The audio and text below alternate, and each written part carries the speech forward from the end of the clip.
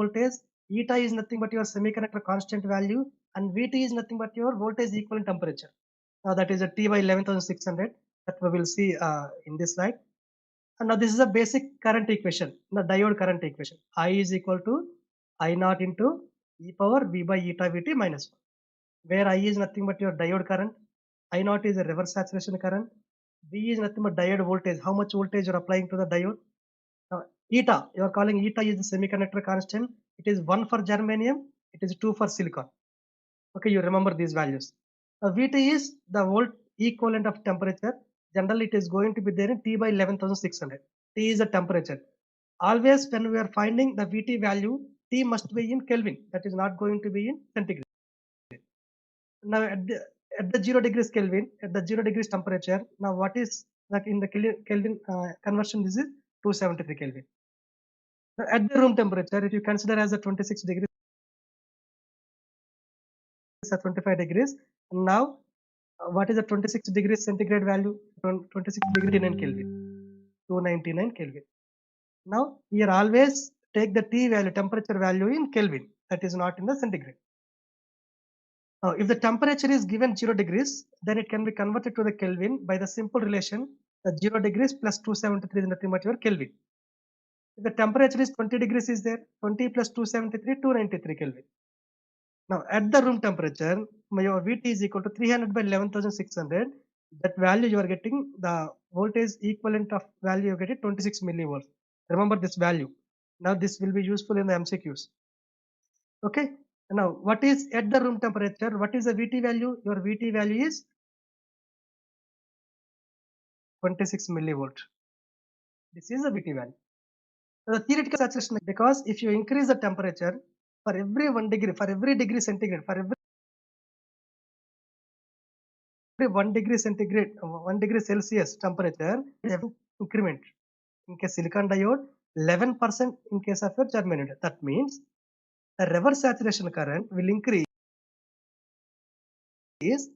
for every 1 degree raise in temperature. For example, 26 degree, 1 degree raise in temperature, current will increase by the 7%. In case of silicon, 11% in case of your germanium. In the MC mentioning any silicon or germanium, out of these two values, which value will be present in the MCQs? Take that as your option answer that. Okay, theoretically, for every 1 degree raise in temperature, the reverse saturation current I naught will increase by the 7% for silicon, and the 11% for your germanium. Now, for in a physical diode, there is a reverse saturation current already, you know, because when we are connecting in the reverse bias situation, now there is the majority charge carriers, they are not diffusing from the one side to another side, but the minority charge carriers, they are diffusing from the one side to another side. That current due to the minority charge carriers, we are calling that as the reverse saturation current. Now this reverse saturation current is there in the physical diode, that is due to the leakage over the surface, that is taken into account. Now we are going to take this into account. If we are not taking this into account, the leakage current, ultimately that device is going to be damaged, because still if the temperature is increases 36 degrees to 30 degrees, 40 degrees, but if you are not considering the reverse saturation current internally, now this concept you're calling as a thermal runaway, we are going to see in case of the BJTs, ultimately the device is going to burn. Okay, the internal heat dissipation is becoming more. Now the device that cannot tolerate to that amount of heat, ultimately device will damage. Now that's why this leakage current we are going to consider into account. Since the leakage component is independent of temperature, that means generally it is independent of temperature, we may expect to find a smaller rate of change. Now there is not the drastic amount of change with respect to temperature, but a smaller rate of change will be there. Reverse saturation with respect to temperature, that's a smaller change also we are going to consider. Now, what is the value? Now see the standard value, standard definition. Now how much reverse current will increase? We observe that the reverse saturation current approximately it will doubles for every 10 degrees raise in temperature. That means at the room temperature, for example, I'm considering 26 degrees temperature. At the 26 degrees, I'm assuming some 100 microamperes of reverse saturation current is there. This is at the room temperature. Just I am taking the value. Now, if temperature is increased to 36 degrees, Now for every 10 degree raise in temperature, now how much reverse saturation current will increase? It will doubles. That means the reverse saturation current will gets to your 200 microamperes of current. That means for every 10 degree centigrade raise in temperature, the reverse saturation current is going to be doubles. For example, 36, it is going to the 46 degrees temperature. Now this 200 will become 400. Now it has become 800. That means the temperature is increasing. The reverse saturation current is going to increase. Now if it is comes to the, for example, 1000 microamps is there. 1000 microampere is nothing but your 1 milliamp. 1 milliampere current is a large current. Now this large current, the leakage current, what is the leakage current? Even though device is not in working condition, still the current is flowing through the device. That current we are calling as the leakage current.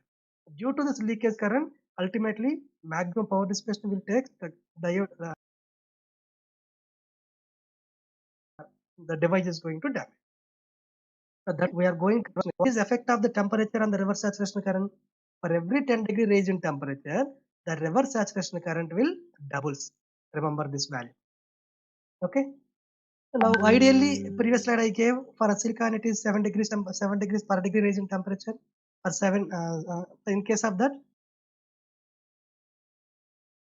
germanium, that is 11. That is for the ideal case, but it is practical. Every 10 current will doubles. And it is found that either silicon or germanium at room temperature, what is the rate of change of voltage with temperature dV by dt? Minus 2.5 millivolt per degree centigrade. Remember this value. Okay, this is the rate of change of voltage with respect to your temperature. This is for silicon. At this rate, it is going to be changes. Now, this is the effect of temperature on the PN junction diode. Now, once again, we'll see this. What is effect? This is a basic diode equation. No variation, the reverse saturation current will, with respect to temperature, for every 1 degree raise in temperature, it will increase by 7%.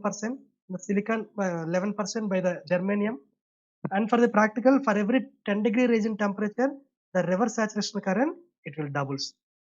Just remember only this state. Only 3 things you are going to remember.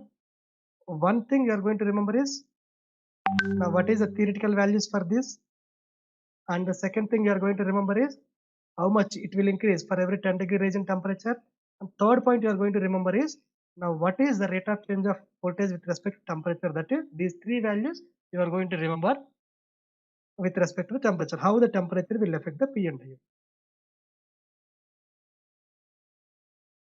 Okay, right. Now this is a small topic of temperature. I hope the right. Now the next topic is the diode resistance. I think nothing resistance and the capacitances. Now, what is the diode resistance from the basic Ohm's law? Your V is equal to I into R. I into R. Now, from this, your R is equal to resistance. R is equal to V by I. This is the basic resistance value. Now, where is the resistance? Now, because in case of your PN diode, it is offering some resistance in the forward bias as well as the reverse bias. I think you will, with the help of the basic concept, you will get the clarity. In the forward bias, it will offer very low resistance. Now that's why the current is maximum. The resistance is low, the current flowing through the current will flow. The reverse bias, the width of the depletion region is very, very high. Now that's why resistance is very, very high, so that the current is negligibly current is equal to 0. That means the diode, the PN diode, it is offering in the forward bias, it is offering a low resistance path, low resistance. That's why the current, drain current is maximum, drain current is maximum. In the reverse bias, it is offering a very high resistance value. That's why the current ID is negligibly 0. The reverse bias, there is no current flow through the diode. Now this is the diode resistance concept. Now we will see with the help of the presentation PPTs. So behavior of the diode is generally the diode resistance we are calling as a diode resistance. On the basis of type of applied voltage, now the diode resistance can be divided into 2 parts. Now what are the 2 parts? The first one is the static resistance and the second one is the dynamic resistance. Other name of static resistance is nothing but your DC resistance. Other name of dynamic resistance is nothing but your AC resistance.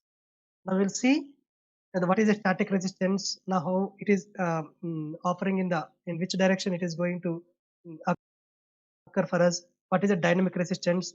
In which biasing case it is going to occur? Slides. Now what is the static resistance? The resistive behavior of the diode in presence of DC source we are calling as the static resistance or the DC resistance. The name itself it is saying DC resistance. If you connect a DC source to the PN junction diode, the offered resistance of the diode resistance or the static resistance. That means if a battery is connected to the PN diode, battery is nothing but a DC source, then the resistance that is by the reverse bias direction, that resistance we are calling as your static resistance or the DC resistance.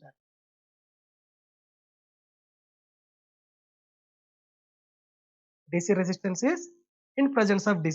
Resisted battery, if you connect a AC source, that is a sinusoidal source if you're connecting, then the type of resistance we're calling as your dynamic resistance. There's a difference between these two. Now resistance is defined as the ratio of what is R is equal to V by I. Now it is a DC resistance, that's why DC voltage to the DC current. R is equal to V by I. Now we'll take a simple typical forward bias silicon diode. The voltage across the diode is 0.7 volts, generally 13 volts.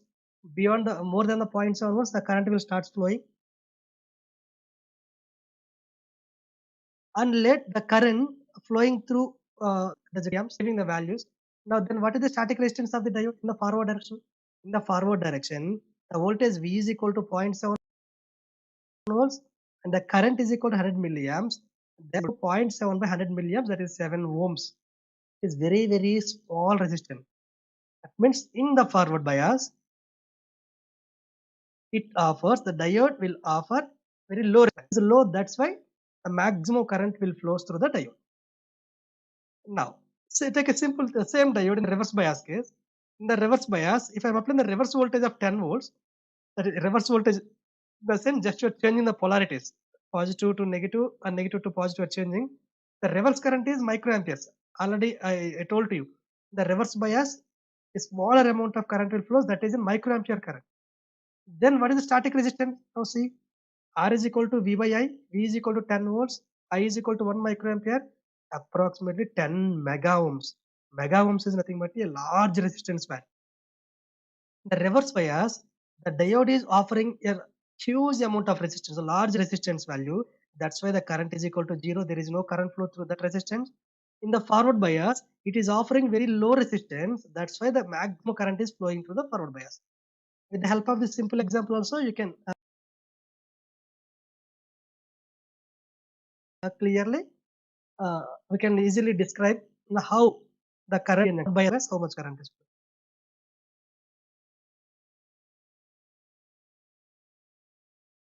Now from the above values, the static resistance in the bias offers a low resistance in the forward direction. That is what I said. It offers very high resistance. Practically, it is an open circuit. High in the sense it is open circuit in the reverse direction. This is very important.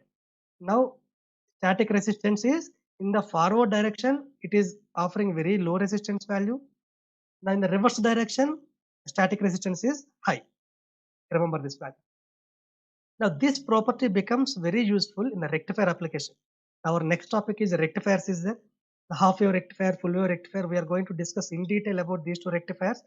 Now this property we are going to use in your rectifier applications. Where the diode will conduct in one direction. That means in one direction the diode will conduct, another diode not conduct.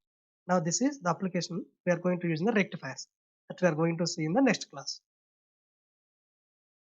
Okay, this is about your simple DC dynamic static resistance.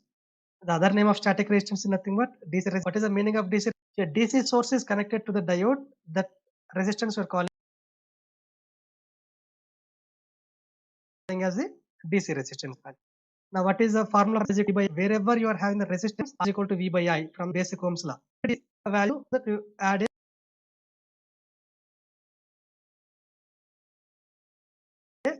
subscript of your DC.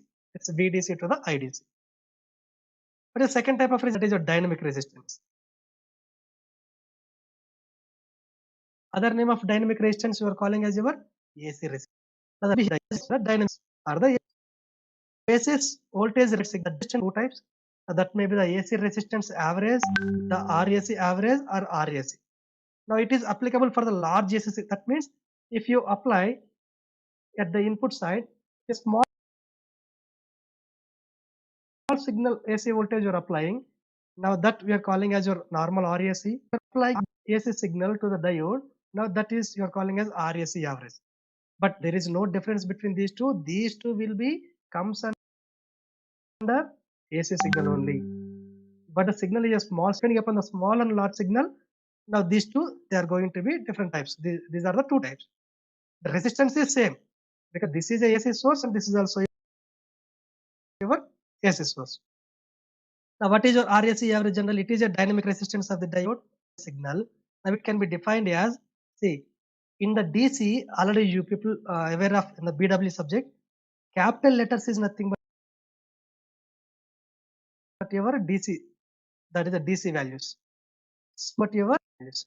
Now here small RAC, that means the resistance for AC resistance is given by delta V by I is nothing but your resistance value.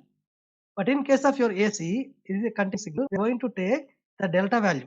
That means the rate of change is delta V to the delta. The delta V is the change in voltage across the diode in presence of AC source. Delta I is the change in current through the diode in presence. Now this is the dynamic resistance. Other name of your dynamic resistance is the AC resistance. Now if you connect a AC source across the diode terminals, then the diode, it will of the behavior, the resistor behavior of the diode is RAC is given by delta V by delta I. That is V by I. Basic resistance is V by I. For the AC source, it may be the change in voltage to the. Now this is the simple resistance of your basic diode. Diode will offer, in case of AC signal also, diode will offer very low resistance in the reverse bias. That may be the DC resistance or that may be the AC resistance. The physical behavior of the diode is in the forward bias, it will offer low resistance. In the reverse bias, it will offer high resistance. Okay, this is the topic of our the basic diode resistance value. Now today we discuss the PN junction diode characteristics, how the curve will be for basic PN junction voltage versus current characteristics. Next we discussed about what is the effect of temperature and the PN junction diode. Next we came up with the diode resistance. Now what are the different types of diode resistances we are having? The three topics we discussed in the today's class. Okay, the next one is a small topic. One more topic is there. That is nothing but your diode capacitance. Now what is the capacitance? Already in the last slide, I showed you diode because the depletion region is acting as a capacitance. Because with the width in the reverse bias, now it is acting as a parallel plate capacitor. Now there the parallel plate capacitor is there, we are putting the dielectric in between these two these two plates. Now that is exhibiting the capacitance property.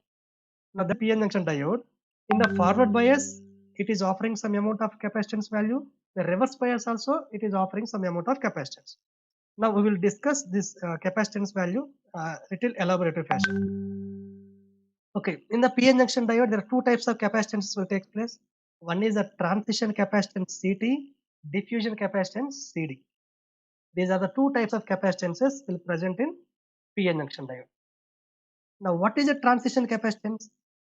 Now, before going for transition capacitance, first we will see the parallel plate capacitor. Now, what is a parallel plate capacitor? It has two plates, and in between these two plates, we are putting a dielectric material. This is dielectric material, and now this is if you are connecting the positive or negative at the other side, and now this at this plate, all the charge carriers they will come and they will form as a at this electrode they are forming as a positive polarity, and they will store in this plate they are charging as a positive one, and if you apply the negative another plate they are forming as at the near the electrode, they are forming as this is nothing but your parallel plate capacitor. It has a two parallel lines. That's why we are calling as the basic capacitor is nothing but a parallel plate capacitor. The capacitor will store electric charge in the form of electric field. Charge storage is done by using two electrically conducting plates. This is two electrically conducting plates. They are placing very close to each other, separated by a insulating material that is called as a dielectric material. In this way, the capacitor will store the charge. Okay. Now, see, this is a simple diagram we are having. Now, if this is positive plate, positive conductive plate is having, this is nothing but your negative charge. If you are connecting the positive charge and the negative charge, now these are forming as a plate at this side, and now these are forming as a positive polarity material. We are forming at this, and now here this dielectric material we are having. Now here this side, the positive electric field is very high with respect to the positive side. This is with respect to the negative. This is now due to this large supply voltage. Now this will attract the electrons this side, and this is going. This is electric field. This electric field is going to be developed between this dielectric medium. Now these are charged plates. This charged plate is this side is positive you are having, this side is negative. Now this is acting as a simple parallel plate capacitor. Now when voltage is applied to the capacitor, now what is going to happen? The charge carriers will start flowing through the conducting wire ultimately. Now when these charge carriers reach the electrodes of the capacitor, they experience a strong opposition from the dielectric or insulating material. Now what will happen if you are connecting any source, positive source, voltage source at this point? Now through this wire, these positive charge carriers will travel through this wire, and they are forming as one positive plate. At the positive plate, they are forming as one layer, and it is due to this insulating material, that due to this dielectric material, it is offering the dielectric material. That's why they cannot able to move to this side, other side. That is what this meaning. When these carriers reach the electrodes of the capacitor, they experience a strong opposition, because in between the dielectric material is there. This is a strong opposition, so that this cannot move to this side and these electrons cannot move to this side. As a result, a large number of charge carriers are trapped at the electrodes of the capacitor. Now, at this electrode, large number of charge carriers will be trapped. That means this side, large number of electrons are going to be trapped at this plate. This side, large number of positive charge carriers, they are going to be trapped at this electrode. These charge carriers cannot move between the plates. Now whatever the polarity you are applying with respect to this voltage, all the charge carriers, they are depositing at this plate only. The negative charge carriers, they are depositing at the second parallel plate. These holes, they cannot move to this side. These electrons cannot move to this side, because middle of these two, there is a strong opposition. Dielectric material is there between the plates. However, they exerts electric field between the plates. That means now this will exert the positive electric field, and this is a negative. Due to this charge carrier, this will exert an electric field between the plates. The charge carriers which are trapped near the dielectric material will store the electric charge. Now, whatever the charge carriers they are trapping at this electrodes, this is going to store the charge. The charge is going to store in the form of your these charge carriers which are going to be there at the electrodes. And these charge carriers, they are developing the electric field. Now this exerts a large electric field between the plates, because this side more and more positive it is becoming, this side becoming more and more negative. Ultimately, it will exert some electric field between the plates. Now in a reverse bias junction, now we will focusing on this transition capacitance. The transition capacitance it is going to see in the reverse bias case, because in the reverse bias junction, it also store electric charge at the depletion region. Now what is the reverse bias case? And now this is a reverse bias case you are having. The width of the depletion region is very high.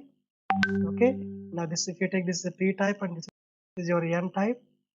Okay, now what is the reverse bias case? N is connected to the positive and p is connected to the negative, and due to this opposite charge polarities, the huge amount of charge is going to be it is going to be there at the near the junction. That is at this side, one side of charge carriers will be deposited here. This side, another side of charge carrier. It looks like a parallel plate capacitor. In between, there is a dielectric. What is a dielectric? Immobile ions are there. these immobile ions, they will act as a dielectric material. Now the depletion region is made of immobile positive and negative ions. This is acting as your dielectric material. In a reverse bias p-n junction diode, the p-type and n-type regions have low resistances. Hence, p-type and n-type region act as like electrodes. These two will act as electrodes or the conducting plates of the capacitor. The depletion region of the p-n junction diode has high resistance. Now, this region is having the high resistance value. The depletion region will act as a dielectric or insulating material. Thus, p-n junction diode can be considered as a parallel plate capacitor. Now, in the reverse bias, we can consider the p-n junction diode as a parallel plate capacitor. This p-type and n-type, they are acting as electrodes, and the amount of charge is going to be developed across these plates. And immobile ions, that is acting as a dielectric material. Now, this is a reverse biased case. In the reverse biased case, these immobile ions, they are acting as a dielectric material, and this side and this side, it is acting as your this positive. This side you are having the free electrons and these free holes are. This is a reverse biased case. Right, now we'll see what is a transition capacitance. Now the amount of capacitance that changed with increase in voltage is called the transition capacitance. The amount of capacitance changed with increase in voltage that we are calling as a transition capacitance. The transition capacitance is also known as a depletion region capacitance or the junction capacitance or the barrier capacitance. These are the three names of your transition capacitance. What are the three names? One is a depletion region capacitance, second one is a junction capacitance, and third one is barrier capacitance. Now transition capacitance is denoted by the CT, and now the change of capacitance at the depletion region can be defined as the change in electric charge per change in voltage. Generally capacitance is equal to Q by V. What is the Q is the charge by the applied voltage you are having, and now the rate of change, how much it is changing with respect to voltage. Voltage will changes, the charge also is going to change. Now the CT is given by, the transition capacitance is given by dq by dV. What is the expression for CT? The rate of change of a charge with respect to the voltage. How much voltage you are applying according to that voltage. For example, reverse voltage is -2 volts. Depletion region width is, this is the width of the depletion region. Capacitance is very less. If you are applying a -10 volts, there is a large amount of dielectric material, is the width is very high. That's why this transition capacitance will depends upon the applied voltages. According whatever applied voltage you are applying, according to that, the charge is also going to change. Now in this, what is CT? CT is a transition capacitance. dq is nothing but a change in electric charge. What is a dV? Change in voltage. If there is a change in applied voltage, reverse voltage, ultimately there is a change in the charge will occur. Now this is expressed in terms of dq by dV. The transition capacitance can be mathematically. Mathematically, what is C is equal to epsilon A by D. This is a normal capacitance value, this basic formula. And now this, in this fashion also you can describe epsilon. Epsilon is the permittivity of the semiconductor, A is the area of the plates, and W is the width of the depletion region. Here D is the distance between the plates for the basic one you are having. This is D, here I am writing as a W. Instead of W, you can write epsilon A by D also. What is the W is the width of the depletion region. A is the area of the plates. Now, what is the area of the plates? The plates area, that means, and now if this is the area of the plate, now only small charge will store. If it is the area of the plates, a huge amount of charge is going to be stored here. Now that is A is the area of the plates for P-type and N-type region. Now finally, I am concluding. What is the transition capacitance? Transition capacitance we can see in the reverse bias of your PN junction diode. The reverse bias PN junction diode, the width of the depletion region is very high. It is offering very large amount of capacitance value. Now the CT, the transition capacitance CT is equal to dq by dV, and mathematically we can write the CT is equal to epsilon A by D or epsilon A by W. This is the transition capacitance. You have to remember only one thing here. The transition capacitance we are going to see in case of reverse bias only. Now, one more type of capacitance is there, that is the diffusion capacitance. Now, already you know when the diffusion will take place in the forward bias, the width of the depletion region is very small. Now, due to the small width of the depletion region, the electrons, majority charge carriers, they are diffusing from P to N side or N to P side. Whenever the diffusion of charge carriers will take place, that type of capacitance we're calling as a diffusion. Actually, that we cannot relate that to the diffusion capacitance. To understand, to remember what is the diffusion capacitance and the transition capacitance, diffusion is a process in the forward bias. That's why the diffusion capacitance also will occur in your forward bias. A diffusion capacitance phenomenon we can see in the forward bias. Transition capacitance we can see that phenomenon in your reverse bias case. Now, what is the diffusion capacitance? The diffusion capacitance occurs in the forward bias PN junction diode. Diffusion capacitance is also referred as a storage capacitance. Other name of diffusion capacitance is storage capacitance. What is the other name of transition capacitance? That is junction capacitance. That is the depletion region capacitance or the barrier capacitance. These are the three names of transition capacitance. What is the other name of diffusion capacitance? That is given by storage capacitance. Now it is representing with your CD. Now in the forward bias diode, the same basic thing is clear.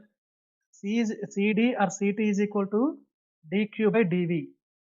That means charge per voltage Q by V is nothing but your capacitance. Mathematically, C is equal to epsilon A by D, epsilon A by W. The relationship is same for the diffusion capacitance as well as for the transition capacitance. But in which case these capacitances will occur? So that is the only differentiation between diffusion and the transition capacitance. The relationship is same. That means whatever is expression for the transition capacitance, the same thing is for the diffusion capacitance also. But in diffusion capacitance, we can see in the forward bias diode. Transition capacitance, we can see in the reverse bias diode. In a forward bias diode, diffusion capacitance is much larger than the transition capacitance. Because in the forward bias diode, there is no transition capacitance. Transition capacitance is going to be there in reverse bias. Whenever the width of the depletion region is wide, there only the transition capacitance will be. But here the width of the depletion region is very, very narrow. The plates, two plates are very closely together. There is no, absolutely there is no dielectric material between these two. Then there is no concept of transition capacitance. Now that's why in the diffusion capacitance is very much larger than the transition capacitance in forward bias diode. Now the diffusion capacitance occur due to stored charge of minority electrons and minority holes near the depletion region. Now see here. Now in case of transition capacitance, now come to here. This P type is connected to the negative terminal, N type is connected to positive terminal. Now this side, if you're applying more and more reverse bias voltage, now it is becoming more and more positive. That means this positive charged particles, they are forming as a, this electrode is acting as a positive charged electrode. If you increase more and more reverse bias voltage, this is acting as a negative electrons, maximum amount of electrons they are going to store in P type. Now this is nothing but in the P type, this is a case we are having. Maximum amount of charge is going to be there here. But in case of forward bias case, now what are the majority charge carriers in the P type? Holes are the majority charge carriers, electrons are the majority charge carrier in type. These electrons and holes, they are diffusing from N to P and P to N, that is causing the current flow. Those majority charge carriers, they are not contributing the capacitance value. Who is contributing capacitance? The minority charge carriers. That means in the diffusion capacitance occurs due to stored charge of minority electrons and minority holes near the depletion region. Now, in case of the transition capacitance, that is due to the majority charge carriers, and in case of your diffusion capacitance, that is due to your minority charge carriers. When forward bias voltage is applied to the PN junction diode, the electrons, that is the majority charge carriers in the N region, will move to the P region and recombine with the holes. In the similar way, the holes in the P region will move to the N region and recombine with the electron. As a result, the width of the depletion region will decrease. This is a basic forward bias concept. In the forward bias, what is going to happen? The majority charge carriers from one side, they are moving to another side. That means P to N, majority charge carriers will move, N to P, electrons are the majority charge, they will move from the N to P. This is the basic process in the forward bias. These electrons which cross the depletion region, now see, this is, I am taking this as a PN junction diode. In the forward bias, the N and P is there. In the N, electrons are majority charge carriers. Whenever this electron is entering into P type, what is the status of electron in case of P region? This is a minority charge carrier. That means whenever majority charge carriers, they are moving from the N to P or P to N, whenever they move to another material, they become a minority charge carrier. For example, in the p-type material, holes are the majority charge carrier. When hole is diffusing from p to n side, when it is coming to the n side, it is becoming as a minority carrier. That is the same thing. The electrons, majority charge carriers in the n type, which cross the depletion region and enter into p-type region, will become the minority charge carrier. Similarly, the holes which cross the depletion region and enter into the n region will become the minority charge carriers. Now, a large number of charge carriers which try to move into another region will be accumulated near the depletion region before they recombine with the majority charge carrier. As a result, a large amount of charge is stored at both sides of the depletion region. Now, this charge we are calling as your diffusion capacitance. Okay. Now, this is a forward bias case. Now, this majority charge electrons, they will come to this side, they becoming as a minority charge carrier.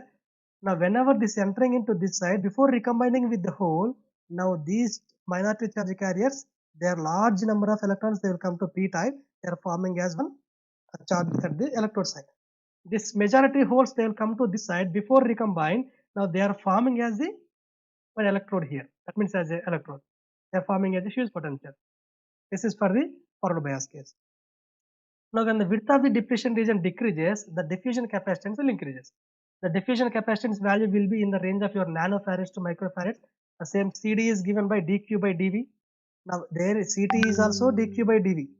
Now, the transition capacitance or the diffusion capacitance, the relationship is going to be same. The rate of change in voltage, the rate of change of charge with respect to rate of change of voltage. The change in charge with respect to change in voltage. The CD is the diffusion capacitance. dq is nothing but change in the number of minority carriers stored outside the depletion region. The dV is the change in voltage applied across the diode. Now, this is nothing but the diffusion capacitance. Finally, I am concluding that capacitance, two types of capacitance we can see in the PN junction. One is the transition capacitance and second one is the diffusion capacitance. Transition capacitance, we can see this transition capacitance effect in the reverse bias PN junction diode. In the reverse bias PN junction diode, the transition capacitance we are going to see that it is given by CT is equal to dq by dV. And the diffusion capacitance, we are going to see the diffusion capacitance, it will occur in the forward bias PN junction diode. The same CD is given by the dq by dV. Now, this is a simple capacitance of your PN junction diode. I hope with this, today I am stopping the today's lecture. Just today I covered the 4 very easy topics. These are very simple topics. These are not very complicated topics also. First, I started the characteristics of PN junction diode. I have shown you, I simulated the basic PN junction diode DI characteristics and I have shown to you. Second one is, I discussed the effect of temperature. What is effect of temperature in PN junction diode? For every 10 degree rise in temperature, the reverse saturation current will double. Okay, that is the effect of the temperature and the PN junction diode. Okay. Next, coming to the diode resistance. Now, diode will offer resistance in the forward bias and the reverse bias also. Okay, in the forward bias, it will offer very small resistance value. That's why current is maximum current will flow in the forward bias. In the reverse bias, it offers the huge amount of resistance, the large resistance. That's why the current is equal to 0 in case of your reverse bias. The two types of resistance are there. One is nothing but your DC resistance and second one is AC resistance. The DC resistance, we are calling that as a simple one, we are calling. And now the DC resistance is when you connect a DC source. Now the offered resistance we are calling as a DC resistance. When you connect a AC source to the terminals of the PN diode, that we are calling as the AC resistance. Now the resistance is given by R is equal to V by I. If it is a DC value, RDC is equal to VDC by IDC. If it is AC, RAC is equal to the rate of change, delta V by delta I. Now coming to the capacitance, there are two types of capacitances we can see in the PN junction diode. One is the transition capacitance, second one is the diffusion capacitance. The transition capacitance, it can occur in the reverse biased PN junction diode. And now diffusion capacitance, we can observe in the forward biased PN junction. Now these are the 4 topics I covered today. Now with this, today I am stopping the today's lecture. In the next class, we are going to discuss the remaining topics. What are the remaining topics we are having, that we are going to discuss in the next class. I hope that today's class is clear to everyone. And now we will start our quiz session.